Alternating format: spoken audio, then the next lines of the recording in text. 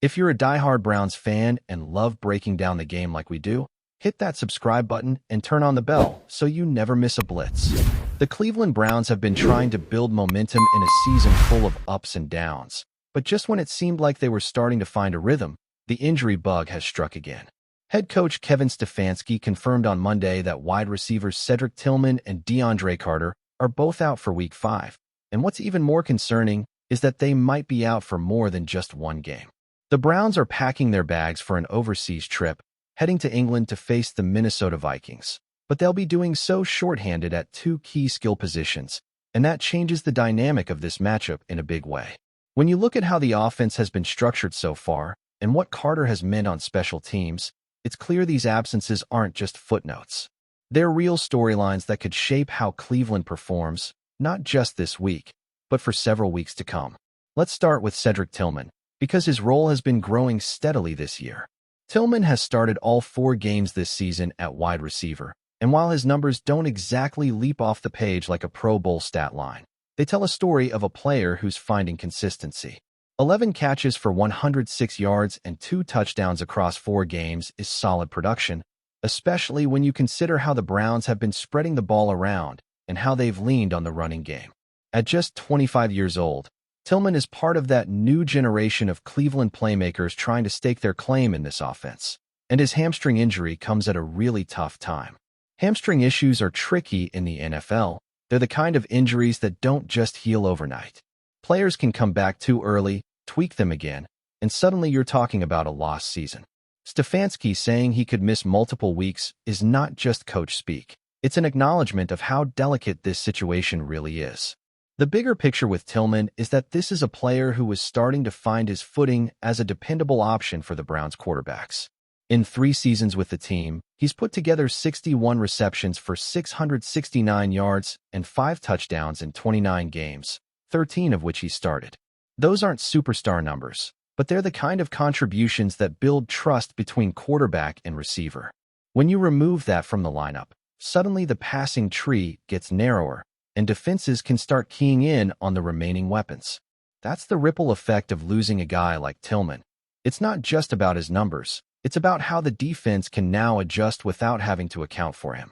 Then there's DeAndre Carter, and while he hasn't played a snap on offense this year, his impact is felt every time the Browns line up for a kickoff or a punt.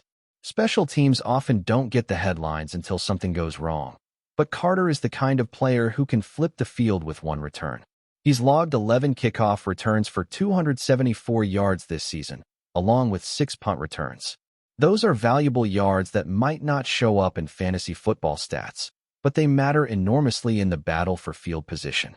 Carter is 32 years old, a seasoned veteran who has bounced around the league with 7 different teams in 8 seasons, and everywhere he's gone, he's brought that same ability to give his team a spark on special teams.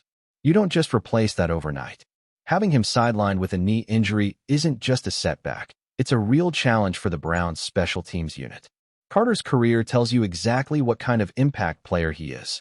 Over those 8 seasons, he's racked up 117 catches for 1,331 yards and 6 touchdowns on offense, while also carving out a niche as a return specialist. One of the highlights of his career came in 2021 with the Washington Commanders, when he took a kickoff all the way back for a touchdown.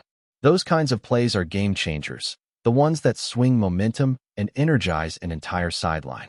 The Browns will now have to turn to a next-man-up mentality on special teams, but let's be honest, replacing that kind of veteran presence is easier said than done. The timing of these injuries makes the challenge even steeper because of the international game setting. Traveling across the Atlantic is already a disruption to the normal weekly routine of preparation and recovery. The Browns have to adjust to a new time zone, a different environment, and the spectacle that comes with playing in England. All of that requires discipline and stability, and now they're facing it without 2 players who were integral parts of their rotation. The Minnesota Vikings, meanwhile, are not a team you want to take lightly. Kirk Cousins, Justin Jefferson, and that Vikings offense are capable of putting up points quickly, and the Browns need every edge they can get just to keep pace.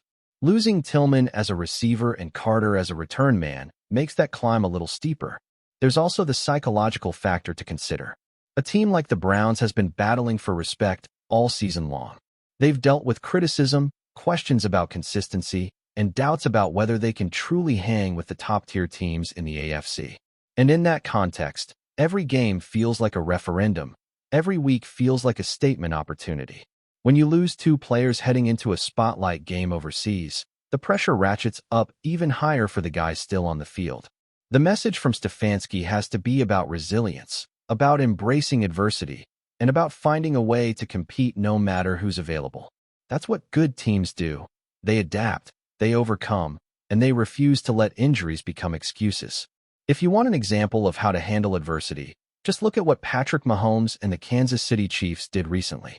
A lot of people doubted them early in the season, questioned whether the magic was starting to wear off, and wondered if defenses had finally figured out how to contain Mahomes. Well, those doubts didn't last long. Mahomes led the Chiefs past the Baltimore Ravens in a statement game that silenced the critics, reminding everyone that as long as he's under center, Kansas City is a contender. That's the kind of mindset the Browns need to adopt right now. They don't have Mahomes, but they do have a locker room full of professionals who can choose to respond to this adversity with fire instead of fear. This is also a moment for other players to step up. Injuries create opportunities, and the NFL is full of stories where one man's setback became another man's breakout. The Browns' depth at wide receiver and in the return game will be tested, and it's time to see who can rise to the occasion. Whether it's a younger player hungry to prove himself or a journeyman looking to make a lasting impression, someone will have the chance to seize this moment. That's part of what makes football so compelling. When the script changes unexpectedly, new heroes have a chance to write themselves into the story. Looking ahead, the Browns will have to hope that Tillman's hamstring heals quickly and that Carter's knee responds well to treatment. But the truth is that both injuries could linger. Hamstrings have a reputation for coming back at the worst times, and knee injuries at age 32 don't just disappear without careful management. The Browns' medical staff will have its hands full trying to get both players back on the field, and fans will be holding their breath in the meantime. Until then, Cleveland has no choice but to forge ahead, because the NFL doesn't stop for anyone. In the grand scheme of things, these injuries are a reminder of how fragile momentum can be in this league. One week you're feeling good about your direction, and the next week you're scrambling to adjust. For the Browns, Week 5 will be a test of depth, coaching, and mental toughness. And for the fans making the trip to England, they'll be hoping to see a team that embraces the challenge, even without two of its key contributors. Whether it's in Cleveland, in London, or anywhere else, the story of this season will be defined by how the Browns handle these exact moments of adversity. Enjoying the content so far? Smash that like button and drop your take in the comments. We want to hear what you think about the Browns this season.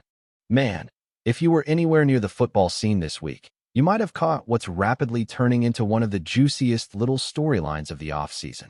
Imagine this: a young, supremely talented quarterback stepping into the spotlight, cameras everywhere, fans already starting to hype him up like he's the next big thing.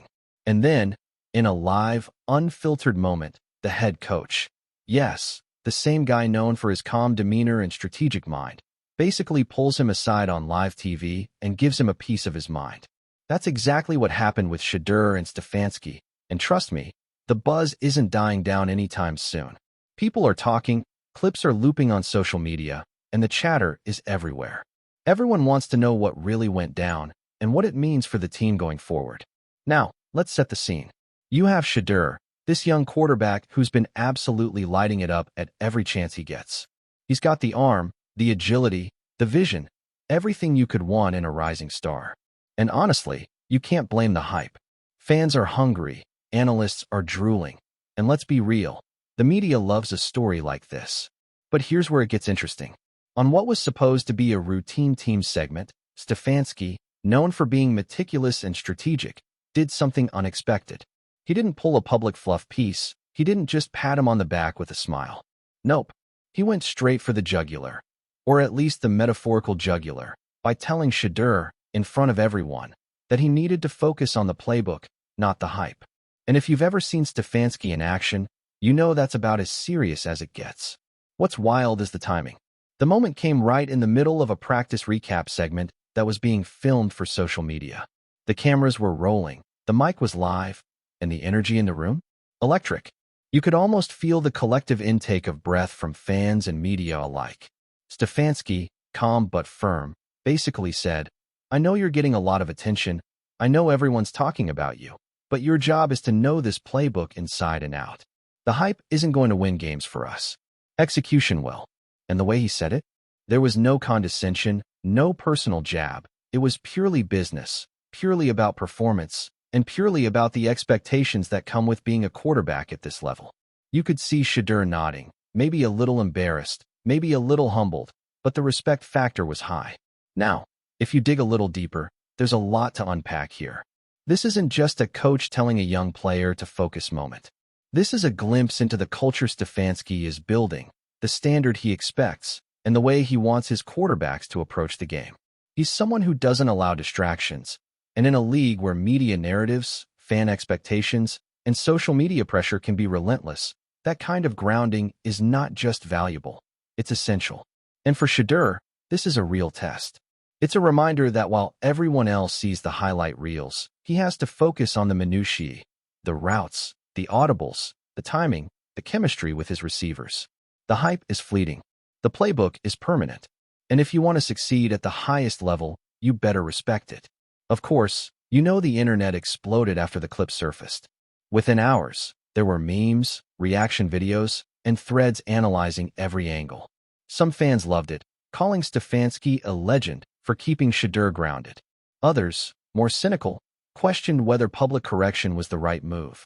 But here's the thing. In football, and especially at the quarterback position, discipline and focus often outweigh raw talent. You can have the best arm in the league, the fastest release, and the most dazzling mobility, but if you can't read defenses, process information under pressure, and execute plays as drawn up in the playbook, none of that matters.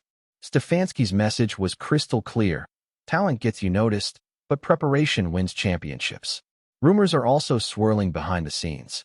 Some sources suggest that Stefanski has been closely mentoring Shedeur, not just on mechanics or strategy, but on mental approach, media handling, and leadership. And let's be honest, the timing of this live correction could serve multiple purposes. On one hand, it's a genuine coaching moment. On the other hand, it sets the tone for the entire team. Nobody's above the playbook, nobody's above the grind, and hype will never substitute for hard work. If you watch closely, Shedeur's reaction hints at his maturity. He didn't argue, didn't push back, and didn't sulk. Instead, he absorbed it, which is exactly the kind of response that makes coaches trust a quarterback in high-pressure situations. It's also worth noting the subtext here. Stefanski, while calm and collected in public, is a fiercely competitive coach behind the scenes. This wasn't about putting Shedeur on blast. It was about reinforcing standards. And in a way, these moments can define careers. Ask any quarterback who's become a household name. The early guidance, the tough love, and the moments that test your ego often shape you more than any highlight reel ever will. For fans watching, this incident is already becoming part of the narrative. Shedeur is talented, yes, but can he absorb criticism, stay grounded, and focus on the process over the spotlight? That's the question everyone's buzzing about. And let's not ignore the drama factor. There's a reason why clips like these spread like wildfire. The combination of live television, a young star, a respected coach, and a hint of tension, it's pure gold for storytelling. You can almost see the headlines forming. Stefanski keeps Shedeur in check. Hype versus playbook. The showdown. Young quarterback learns the hard way. Whether intentional or not, moments like this fuel speculation, debates, and yes, even heated takes from fans and pundits alike. Every angle is dissected, every reaction analyzed, and every nuance is magnified. That's the power of live, unscripted coaching moments. They humanize the sport, remind us that these players are learning, and give us, the fans, a story to follow. At the end of the day, this little episode is about more than a single interaction. It's about culture, discipline, mentorship, and the harsh reality of professional football. The hype surrounding Shedeur is real, the talent undeniable, but Stefanski's gentle yet firm reprimand is a reminder that championships aren't won on social media clips. They're won in the grind, in the hours studying the playbook, and in executing under pressure when everyone is watching. For Shedeur, it's a defining moment, an early test in his career. Will he take the lesson to heart, focus on the details, and grow into the kind of quarterback that can carry a team deep into the postseason? Or will the noise of the hype prove too tempting, too distracting, and too consuming? Only time will tell, but one thing's certain. The buzz isn't going anywhere, and the drama has only just begun. So, as fans, we watch, we speculate, we meme, and we debate. But beneath all the noise, there's a clear story unfolding. A young quarterback, a respected coach, a subtle but powerful lesson, and the reminder that in football, as in life, substance always trumps style. Stefanski pulled the ear of Shedeur for a reason, and the entire football world is watching to see how he responds.